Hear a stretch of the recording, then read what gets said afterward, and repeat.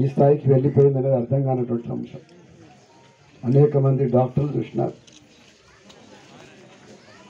ఒకటి సందర్భంగా చెప్పడం ఇబ్బంది అనిపించినా కూడా ఒక మానసికమైన ఒత్తిడి, నడిచి నడిచి దారంతా అనేక గతుకులు కష్టాల మధ్యన ఎప్పటిదాకా కొనెళ్తుంది అనేటువంటి ఒక మానసిక ఒత్తిడి బహుశా ఒక వ్యక్తిది కాదు, సామూహికమైంది. దాంట్లో సంతోష్ బలి కావడం అనేది చాలా బాధాకరం.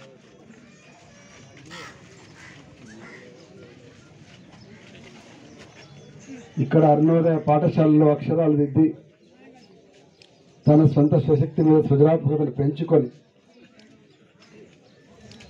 సాధారణంగా ఉండేటువంటి మార్క్సిస్ట్ లెనినిస్ట్ స్కేల్ కంటే దాటి కొత్త పుంతలు దొక్కి రాష్ట్రంలో ఓ గొప్ప కళాకారుడిగా పేరు తెచ్చుకున్నాడు సంతోష్. కొత్త పుంతలు అంటే పక్కదారులని కాదు అర్థం. తమకు తాముగా శక్తిని కూడా తీసుకొని ఇంకా వైవిధ్యం పెంచుకోవడం అనేది తప్పేం కాదు. అట్లాంటి అద్భుతాలు చేయడంలో సంతోష్ వెతుక్కున్నాడు. అట్లా కోదారి సీన్ ఉన్నాడు కాబట్టి చెప్పాలి. గద్దర్ లాల్ సలాం పాట ఎత్తుకొని ఊరూరుకు తీసుకపోకపోయింటే గూడంజన రాష్ట్ర సంగతి కూడా ఎవరు తెలియకపో, అందరు గద్దర్ రాసిందే అనుకున్నారు. పైలం సంతోష్ వాడినటువంటి ఉండు పైలం ఉండు పాట పాడితే మా విజయ నిజమైన సంతోషంలో అమ్మనేమని పుట్టట్టే ఉంటుండే. పాట సంతోష్ పాడిండేమని రాసిండేమో అనుకుంటుండే. అంటే ఆ పాటకు కోదారిసీని మించి జనాన్ని తీసుకుపోవడంలో సంతోష్ కృషి అద్భుతం. ఆ గొంతు కూడా అంటే ఆ జీరో ఉండడం కూడా తెలంగాణ ప్రజలకు ఎంత నచ్చిందో ఏమో. ఇంకా వాడు ఆ జీరోతో పలకరించినట్టు అయిపోయింది, కానీ జీరో పోయిన గొంతు మూగవద్దని మనం అనుకోలేదు. శాశ్వతంగా మన మధ్య నుంచి వెళ్ళిపోయి నిన్నగాక మన దేవిప్రియ ఒక కవి, గొప్ప కవి చనిపోయింది. ఆయన పెద్ద పద్యాలు పాదాలు రాయాలే కానీ జమ్మల్ మరి అనేది ఆ రంగుల కళ్ళ సినిమా ఉంటే బయట ప్రపంచానికంతా ఆ పాట గద్దెని వాడడంతో బయట ప్రపంచానికి చాలా పాపులర్ అయిపోయింది. అట్లా ఉత్తరం వేస్తున్న రాజాలను రాసినా ఏది రాసినా ఆ పాటను ఎత్తుకోవడంలో కళాకారుల యొక్క అది ఏదైతే ఉంటుందో ఆడిషన్ ఉంటుందో చాలా గొప్పది కాబట్టి అది అద్భుతంగా జరిగింది. ప్రజా ఉద్యమాలు కూడా ఆనాడున్నటువంటి దుబాయ్, బొంబాయి, బొగ్గుబాయి అనేటువంటి ఉద్యమంలో ఒక చర్చ నడుస్తున్న కాలంలో ఆ పాట తారాస్థాయికి అంది.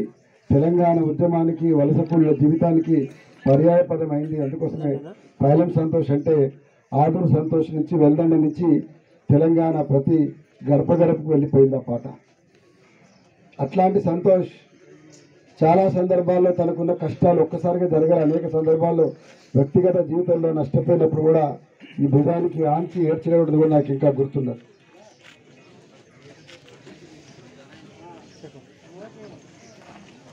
విప్లవోద్యమ కాలంలో జరిగిపోయిన ఒక నష్టాన్ని భర్తీ చేయడం కోసం తానే ముందు నిలబడి ఒక జీవితానికి తాను ఆదరవు కావడం కూడా గొప్పదే. ఇవాళ ఆ ఆడబిడ్డకున్న కష్టాన్ని కూడా మనం అర్థం చేసుకొని మరింతగా మనం ఆదరించవలసిన బాధ్యత ఉన్నది. సంస్కృతి సారథి 5,50,000 రూపాయలు వారి సంస్థ నుంచి తీసుకొచ్చినందుకు వారికి ధన్యవాదాలు తెలియజేస్తా ఉన్నా. అంబట ఇంకన్నా హాస్పిటల్లో అడ్మిట్ అయిన సంగతి వాస్తవానికి ముందు నా దగ్గరికి వచ్చిండు. ఆ రోజు మీ అందరికీ తెలవాల్సిన విషయం ఏంటంటే ఆయన సీరియస్గా అయిన రోజు నా దగ్గర మధ్యాహ్నం వచ్చిండు. మధ్యాహ్నం వచ్చి సాధారణంగా వస్తే నేను చాలా కోప్పడి, నువ్వు ఏమనుకుంటున్నావు, ఏం చేసుకుంటావు, పైసలు నెత్తిని బంధన వేసుకుంటారా, నువ్వు అర్జెంట్ రావాలి, రేపు పొద్దున్న ఏంటి చూపెట్టాలి, ఇదంతా చేయించాలి, నువ్వు మంచిగా లేవని చెప్పి బాగా తిట్టి వెళ్ళగొడితే జానకిరామ్ రెడ్డికి చెప్పిండట, సుధాకర్ నాకు బీపీ వచ్చిందని. నాకు వచ్చిన బీపీ ఒకటి కాపాడుకోవడం కోసం తప్ప వేరే కాదు. వానికి రాత్రికి అర్థమైంది. రాత్రి వరకల్లా సీరియస్ అయిపోయింది. రాత్రి తీసుకొచ్చింది. సుమారుగా 4 గంటలు నేను ఓపెన్లో పడుకున్న. రాత్రి అంతా వైద్యం ఇచ్చినా కూడా నాకు కూడా ధైర్యం సరిపోలేదు. వెంటిలేటర్ తోటి వ్యాన్ పంపించేసి వెంబడే నల్గొండ షిఫ్ట్ చేసినాం. ఆల్మోస్ట్ 3 రోజులు చాలా సీరియస్గా ఉండే. 3 రోజుల దాకా కూడా ఏమవుతుంది అనుకున్నాం, కానీ అదృష్టం కొద్ది రికవర్ అయింది. రికవర్ అయిన తర్వాత మళ్ళీ కొంత ఇంప్రూవ్ అయిన తర్వాత మళ్ళీ ఇంటికి పంపించడం, మళ్ళీ ప్రాబ్లం వచ్చింది, మళ్ళీ తీసుకొచ్చి మళ్ళీ రికవర్ అయింది. రెండోసారి రికవర్ అయినప్పుడు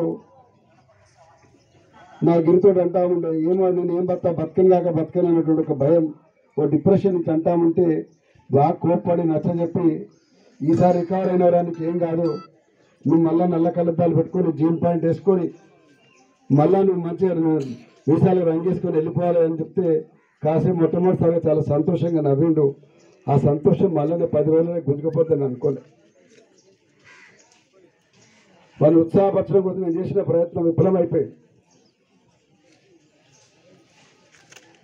చాలామంది కళాకారులని మధ్యలో పోగొట్టుకున్నాం మనం. ఆ మధ్యలో ఎర్రగోపాల్ చనిపోయింది, మొన్నగాక మొన్న నిస్సార్ చనిపోయింది, ఊషా గారు చనిపోయింది. మంచి మంచి పాటలు రాసిన వాళ్ళందరూ కూడా ఈ మధ్యకాలంలో పోగొట్టుకున్నాం.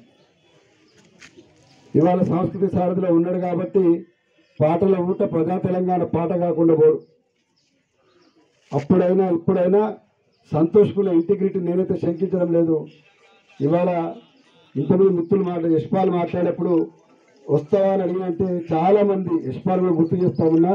ఏపూరు శోభన్న కానీ మా పిల్లలు చాలామంది కానీ పోవాలి నాన్న మాట్లాడితే ఒక మాట చెప్పిన. చంద్రశేఖరరావు ఒక మాట అన్నాడు కదా, రోడ్డు మీద పోయి అటువంటి R&B గెస్ట్ హౌస్ ఉంటుంది కదా, డాగ్ బంగ్లాలో మీటింగ్ పెట్టుకొని ప్రోటోకాల్ ప్రకారం బుగ్గకారులు ఎవరి కళాకారులు పోవాలన్నాడు. నిజంగానే అట్లనే పోవాలని చెప్పేసి నేను ఎంకరేజ్ చేసిన. ఎందుకు చేసిన అంటే కొట్లాడి తెలంగాణ తెచ్చుకున్న రాష్ట్రంలో పాట పాడి జీతం తీసుకునే హక్కు మనకు లేదా? తప్పకుండా ఉంది కాబట్టి వాళ్ళందరూ పోవాలన్నా. వీళ్ళందరూ ఉన్న వాళ్ళందరూ కూడా చెప్పిన మాట నేను. సరే వాళ్ళ పనిలో వాళ్ళందరూ మనం ఏం కాదనలేని వాస్తవం, కానీ మనం ఉద్యోగమే చేస్తున్నాం తప్ప జీవితాన్ని వాళ్ళ గొంతుని వాళ్ళకి తాకట్టు పెట్టలే. ప్రజా సమస్యల మీద బయట మాట్లాడవలసిన అవసరం అయితే ఉండే. అది ఎమ్మెల్సీ తీసుకున్న గోరటెంకైనా వర్తిస్తుంది, కళాకారులకైనా వర్తిస్తుంది. మీరు స్వతంత్రులు, మీరు ఉద్యోగంతో పాటు బయట కూడా మీ ఇష్టారాజ్యం ప్రకారం ప్రజల కోసం పాట పాడే హక్కును మాత్రం కోల్పోవద్దని చెప్పి, అది బహుశా ఒక తీవ్రమైన మానసిక ఒత్తిడి సంతోష్ మీద ఉన్న సంగతి కూడా చాలా సందర్భాల్లో షేర్ చేసుకుంటాను మాత్రం గుర్తు చేస్తామన్నా. ఇప్పుడు చాలా దురదృష్టం ఏంటంటే ఈ సందర్భంలో చనిపోగానే ఫస్ట్ నేను రసమై బాలకృష్ణకే చేసిన, అదేవిధంగా మిగతా మిత్రులకు గోరటెంకన వాళ్ళకు కూడా చేసిన. ప్రోటోకాల్ ప్రకారం అయితే ఇప్పటికీ ఇక్కడ ఒక వ్యవస్థ అంతా రావాల్సి ఉండే, స్థానిక ఎమ్మెల్యేలు మిగతా వ్యవస్థ కూడా రావాల్సి ఉండే. ఎందుకంటే ఒక గవర్నమెంట్ నిలబెట్టుకోవాల్సి పనిచేస్తున్నట్టు ఒక కళాకారుని ఆదుకోవడంతో పాటు వారి హక్కును చేసుకుని అన్ని విధాల ప్రభుత్వంలో భాగంగానే గౌరవించాల్సిన బాధ్యత వాళ్ళ మీదనే ఉండే. అది ఏ రకంగానూ నాకు తెలియదు, కానీ భవిష్యత్తులోనే ఇట్లాంటి పొరపాటు జరగకూడదని మాత్రం ఆశిస్తామన్నా. దీనికి సంబంధించి అయితే స్పష్టంగా సంతోష్ లాంటి గొప్ప కళాకారుని ఇవాళ సత్కరించుకోవడంలో పుట ప్రభుత్వం ఈ మాత్రం కంటే కూడా ఇంకా మంచిగా ఉంటే బాగుండని మాత్రం నా నిశ్చితమైన అభిప్రాయం తెలియజేస్తున్న విమర్శ కాదు. ఎందుకంటే ఇంత మహా ఉద్యమాలలో పాల్గొని ఇవాళ ఒక ప్రభుత్వంలో భాగమే చేసే ఒక పనిలో వాళ్ళ అంతర్భాగమైనప్పుడు వాళ్ళుగానే సొంతం చేసుకోవాల్సిన బాధ్యత ఉండే.